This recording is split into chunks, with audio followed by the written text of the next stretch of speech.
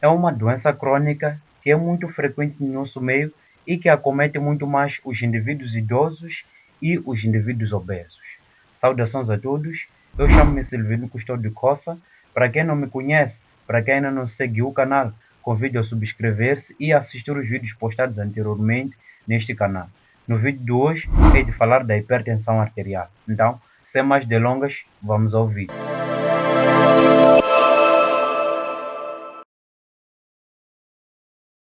Hipertensão arterial é uma doença crônica, multissistêmica ou sistêmica causada pela elevação crônica da pressão sanguínea ou da pressão arterial. Então, esta é uma das definições que nós podemos usar quando quisermos definir hipertensão arterial.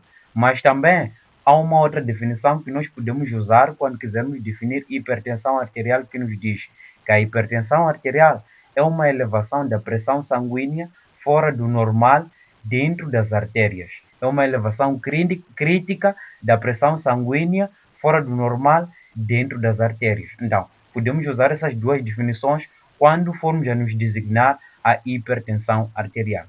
Para conhecermos ou para sabermos que já estamos dentro da hipertensão arterial, é muito importante que conheçamos os valores normais da pressão sanguínea ou da pressão arterial. Conhecendo esses valores, nós podemos saber se já estamos perante uma hipertensão ou ainda estamos perante uma normotensão ou uma hipotensão. Então, é muito importante conhecer esses valores. Eu vou trazer aqui 4 valores que eu acho que são muito importantes e que vão agregar conhecimento de cotidiano a cada um que for a fixar esses 4 valores. São 4 valores que eu acho que são muito importantes. O primeiro valor é o valor normal, mas antes nós devemos saber que a função cardíaca, a função circulatória, é marcada por duas pressões. Temos a pressão arterial sistólica e a pressão arterial diastólica.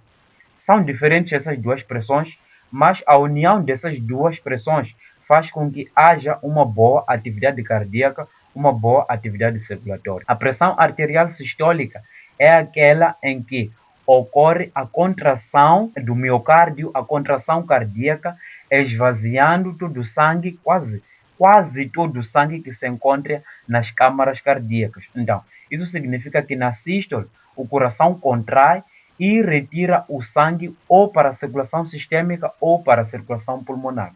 Ao passo que a pressão arterial diastólica é onde nós temos o relaxamento e o enchimento das câmaras cardíacas.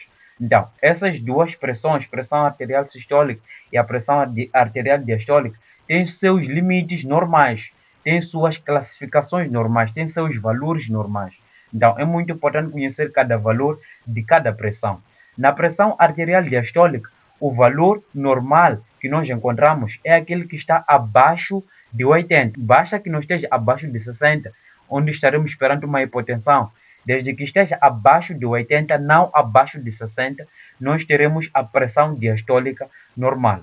E para a pressão arterial sistólica, basta que esteja abaixo de 30, nós teremos uma pressão sistólica normal. Basta que esteja abaixo de 30, mas que não esteja abaixo de 90, porque quando está abaixo de 90, já designamos como hipotensão sistólica. Então, esse é o primeiro parâmetro que eu quero trazer aqui, a pressão normal. Abaixo de 80 para a pressão arterial diastólica e abaixo de 130 para a pressão arterial sistólica. Então, outro parâmetro são os limítrofes, os limites, porque não basta só dizer que assim que abaixo de 80 é normotensão, basta que esteja acima de 80 é designado hipertensão. Não, temos que saber que existem os limites normais. E eu hei de trazer aqui os limites normais da pressão arterial. Os limites da pressão arterial diastólica vão de 80 a 89. Esses são os limites, o que significa que se o indivíduo já tem acima de 89, nós já começamos a designar como hipertensão. Então, temos que respeitar esses limites. E para a pressão arterial sistólica, nós temos como limítrofes 130 a 139. Então, o indivíduo que nos aparece com 137, nós vamos designar como um indivíduo que encontra-se ainda dentro do limite. Então, temos que conhecer esses limites. Na pressão arterial diastólica, temos de 80 a 89. Na pressão arterial sistólica, temos de 130 a 139. Outro parâmetro que eu acho que é importante sabermos é a hipertensão grave. Claro que temos aquelas classificações de hipertensão leve, hipertensão moderada, ou de grau 1, de grau 2. Eu não critico a pessoa que usa essa classificação, mas eu não acho que é muito importante. Eu acho que é importante conhecermos a hipertensão grave, porque nós já sabemos que acima de 80 já é um indivíduo que encontra-se com hipertensão. E conhecer a hipertensão grave é um fator muito importante. Então, quando é que nós vamos designar com hipertensão grave? A pressão arterial diastólica vamos designar como hipertensão grave se estiver acima de 110. Devemos perceber isso. Hipertensão grave, pressão arterial diastólica acima de 110. E a pressão arterial sistólica quando estiver acima de 149 milímetros de mercúrio. Aí é onde vamos designar hipertensão grave. Quando estiver abaixo desses limites, nós vamos designar como hipertensão moderada ou leve. Cada um pode designar como quiser, mas basta que conheçamos os parâmetros que nos levam à hipertensão grave. Pois, maioritariamente, os pacientes aparecem com hipertensão grave. Nós, por algum momento, não conseguimos abordar, ainda pensamos que é hipertensão leve. Então, eu trago aqui esses valores de hipertensão grave. 110, acima de 110 para a pressão arterial diastólica e acima de 149 para a pressão arterial sistólica.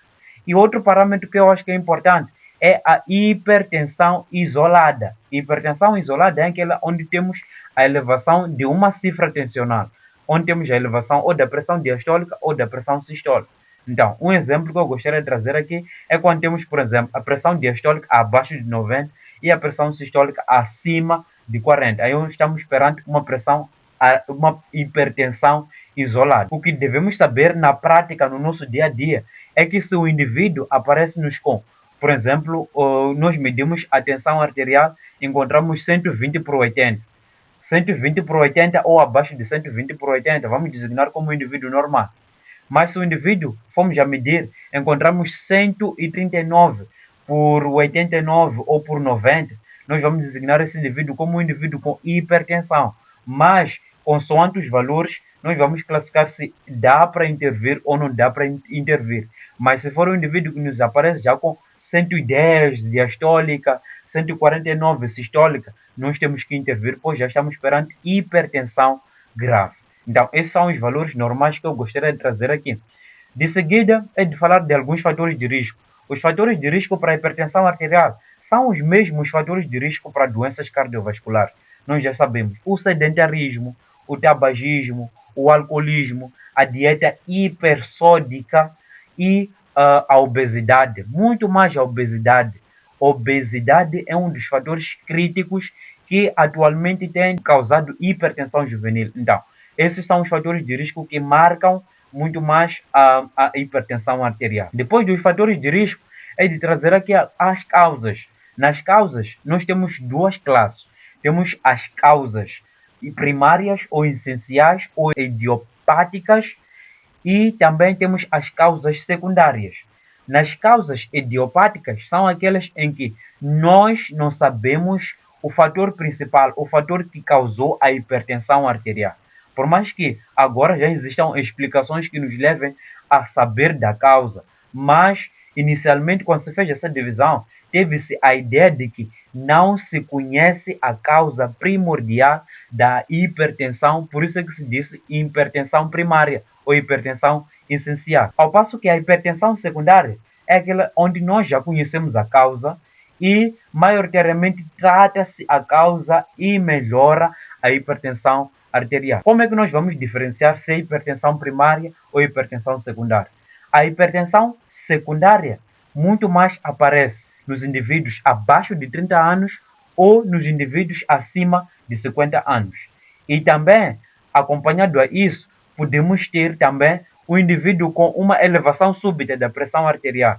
Além da elevação súbita, pode cursar com lesão dos órgãos-alvos desproporcional ao tempo de ocorrência da hipertensão arterial. Imaginemos que o indivíduo, de repente, hoje teve uma hipertensão arterial com valores de 100 e 140 por 90, 140 por 90. E já aparece com uma retinopatia, com diminuição da acuidade visual, já aparece com queixas de hipoacúsia. Esse indivíduo tem uma lesão dos órgãos-alvos desproporcional ao tempo da ocorrência da hipertensão. Por isso, esse pode ser um fator que nos leva a desconfiar da hipertensão secundária. Além disso, a hipertensão secundária tende a ser refratária. O que significa isso? Significa que, por mais que efetuamos o tratamento com antihipertensivos, o paciente nunca vai melhorar. Vamos dar diuréticos, vamos dar beta-bloqueadores, vamos dar inibidores dos canais de cálcio, mas o paciente não vai melhorar. Então, isso pode nos levar a desconfiar da hipertensão secundária.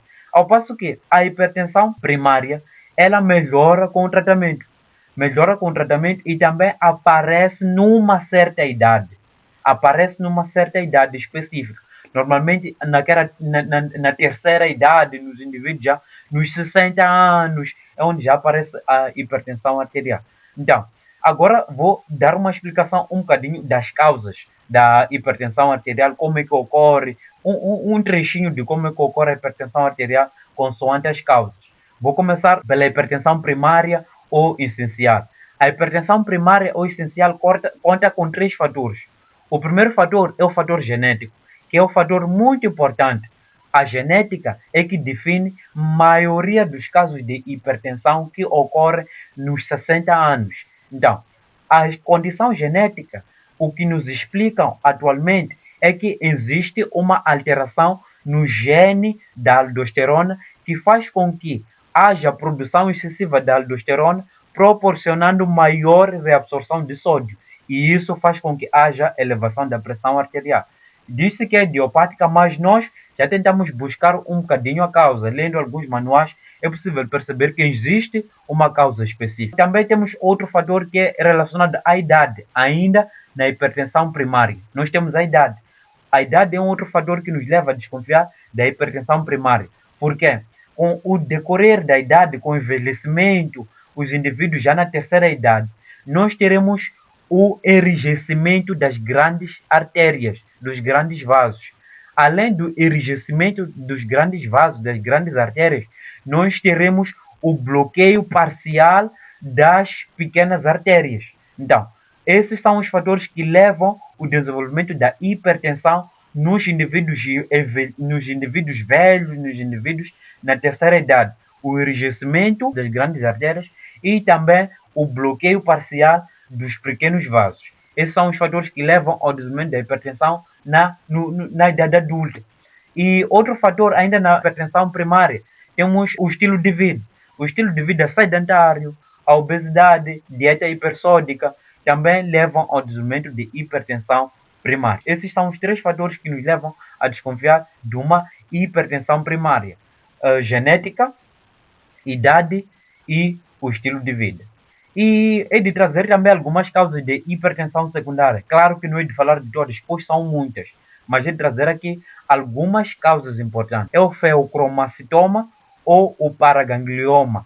O feocromacitoma ou paraganglioma são tumores neuroendócrinos. Esses tumores neuroendócrinos ocorrem nas glândulas suprarrenais. O feocromacitoma ocorre a nível da medula, na glândula suprarrenal, ao passo que o paraganglioma ocorre no espaço extramedular. O feocromacitoma leva à hipertensão por conta do excesso da produção do mineralocorticoide aldosterona, que também vai aumentar a reabsorção de sódio. Outra causa muito importante é o hipertiroidismo ou hipotiroidismo. O hipertiroidismo, nós sabemos, causa uma hiperatividade. Essa hiperatividade também causa elevação da função simpática. E com a elevação dessa função simpática, nós teremos o instalar de uma hipertensão. Temos também a coartação da aorta, temos também a insuficiência renal crônica. Além da insuficiência renal crônica, também temos a síndrome de Cushing. Síndrome de Cushing é aquela onde nós teremos uma hiperatividade adrenal, aumento da produção da adrenocorticotropina, que vai levar à hiperprodução do cortisol, vai levar à hiperprodução da aldosterona, isso vai levar também à hipertensão. Temos outras causas, hiperparatiroidismo é uma das causas que nós encontramos aqui. Então, temos várias causas da hipertensão secundária. Mas essas são algumas que eu gostaria de trazer aqui. Indo para a componente fisiopatológica, antes eu gostaria de trazer aqui, na fisiopatologia da hipertensão arterial, nós temos que saber que a pressão arterial depende da resistência periférica e do débito cardíaco. Resistência periférica é o quê? Aquela rigidez, vasoconstrição das artérias. Ao passo que débito cardíaco é quase todo o volume circulatório, todo o volume que circula dentro das artérias, dentro dos vasos sanguíneos. Então, a pressão arterial pode subir por aumento da resistência periférica ou por aumento do débito cardíaco. Mas eu gostaria de trazer aqui um sistema hormonal que é muito importante quando se fala da hipertensão arterial. O sistema renina-angiotensina-aldosterona. O sistema renina-angiotensina-aldosterona é nada mais, nada menos do que um sistema hormonal que responde em casos de hipoperfusão renal. O gatilho principal é a hipotensão. Essa hipotensão causada por vasoconstrição ou resistência periférica pode levar também a baixa perfusão renal. Então, essa baixa perfusão renal leva as células justaglomerulares a produzirem a renina. Essa produção da renina a nível das células justaglomerulares envolve vários mecanismos. Nós temos a endotelina, temos as artérias aferentes. Então, não vou explicar isso, senão o vídeo ainda vai ficar muito mais longo. Então, o que nós devemos saber é que a nível das células justaglomerulares, nós temos a produção da renina.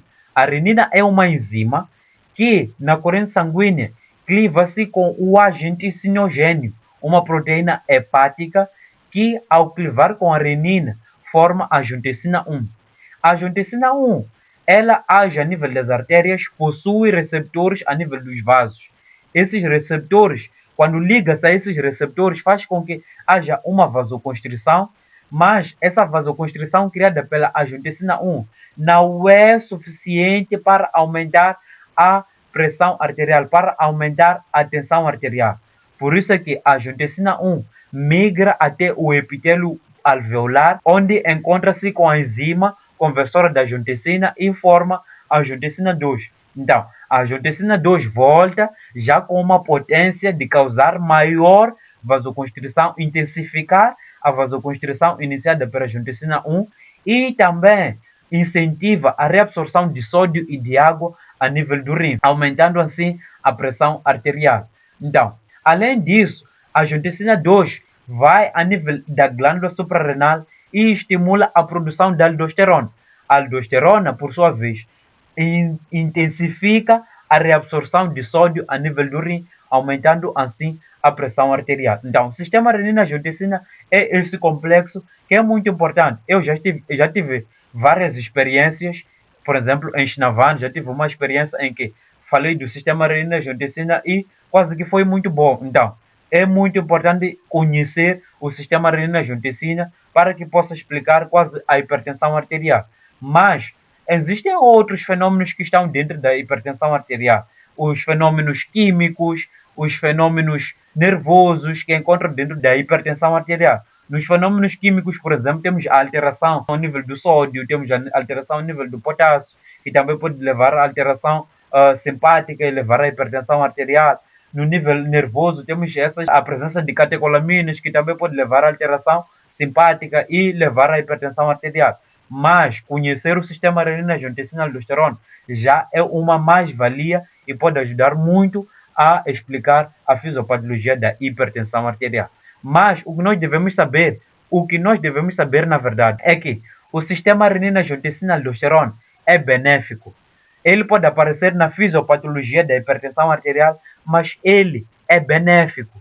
Numa primeira fase, o sistema renina-angiotensina-aldosterona aparece como um mecanismo compensatório, o que significa que ele retarda a ocorrência da insuficiência cardíaca causada pela hipertensão arterial. Então, ele é benéfico, mas o que acontece é que, com o decorrer do tempo, essa estimulação, essa produção da renina já passa a ser deletéria, o que significa que é produzida renina sem o organismo precisar da renina.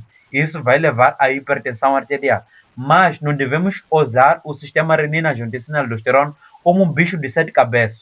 Inicialmente, o sistema renina-angiotensina-aldosterona ajuda o nosso organismo a não desenvolver insuficiência cardíaca. mas com o decorrer do tempo ele torna-se deletério. Essa foi mais ou menos a fisiopatologia da hipertensão arterial. De seguida, é de falar de algumas complicações. Nas complicações, nós vamos encontrar as doenças hipertensivas. Nós devemos conhecer os órgãos-alvo da hipertensão. O primeiro órgão-alvo da hipertensão são os olhos. O segundo órgão-alvo da hipertensão é o cérebro. O terceiro órgão-alvo da hipertensão são os vasos sanguíneos. O quarto órgão-alvo da hipertensão arterial é o coração. O quinto órgão-alvo da hipertensão arterial são os rins. Podem existir outros, mas esses são os principais: cérebro, olhos, coração, artérias e rins. Então, quais são as complicações? Nos olhos, teremos a retinopatia hipertensiva. No cérebro, teremos o AVC, ou a doença cerebrovascular. No coração, teremos a insuficiência cardíaca ou cardiopatia hipertensiva. Nas artérias, teremos a arteriosclerose. E no rim, teremos a insuficiência renal ou nefropatia hipertensiva. É muito importante conhecer essas complicações, pois o indivíduo pode aparecer já com um sinal ou um sintoma sugestivo à complicação e você não perceber. Por exemplo, o indivíduo vai referir baixa acuidade visual. Nós podemos já desconfiar de uma possível retinopatia hipertensiva. O indivíduo já pode aparecer, por exemplo, com baixa perfusão. Isso pode nos levar a desconfiar de uma possível vasoconstrição ou aterosclerose. A aterosclerose também pode levar, a arteriosclerose também pode levar ao desenvolvimento de infarto agudo do miocárdio. O indivíduo já pode aparecer com aquele sinal de Levy, o típico sinal do infarto agudo do miocárdio. E nós não vamos perceber que esse indivíduo já está com um infarto agudo do miocárdio causado pela hipertensão arterial. Então, é muito importante conhecer os órgãos-alvos e saber identificar os sinais e sintomas que nós podemos encontrar no indivíduo com hipertensão arterial. O sinal de Levy, é muito importante conhecer esse sinal, pois vai nos ajudar a identificar o infarto agudo do miocárdio. De seguida, é de falar do tratamento. Não é de abordar muito acerca do tratamento, não é de falar muito do tratamento, é de fazer um vídeo onde é de falar apenas da abordagem da hipertensão arterial. Mas o que devemos saber é que existem 4 classes de fármacos que nós podemos usar para o tratamento da hipertensão arterial. Primeira classe, temos os diuréticos. Existe algum grupo que diz que diuréticos não são antihipertensivos, outros, mas eu acredito que diuréticos fazem parte dos antihipertensivos. Além dos diuréticos, temos os beta-bloqueadores adrenérgicos. Além dos beta-bloqueadores adrenérgicos, temos o inibidor da enzima conversora da angiotensina. Além dos inibidores da enzima conversora da angiotensina, temos os inibidores dos canais de cálcio. Essas são as 4 classes de fármacos que nós vamos usar no indivíduo com hipertensão arterial. É de falar mais isso, mas no outro vídeo, é de detalhar no outro vídeo. Então, para não deixar o vídeo muito longo, é de terminar por aqui, mas dizer que é muito importante estudar sobre a hipertensão arterial, conhecer os fatores de risco, conhecer a fisiopatologia, para que possa explicar, para que possa entender todo o paciente que aparece com hipertensão arterial. Então, pelo carinho da sua audiência, por ter assistido até o final, muito obrigado. Espero que assista outros vídeos que hei de publicar. E se ainda não assistiu os vídeos que já foram postados, convido a assistir. Tem uma playlist onde eu falo da diabetes mellitus tipo 1. Assista, compartilha e muito obrigado.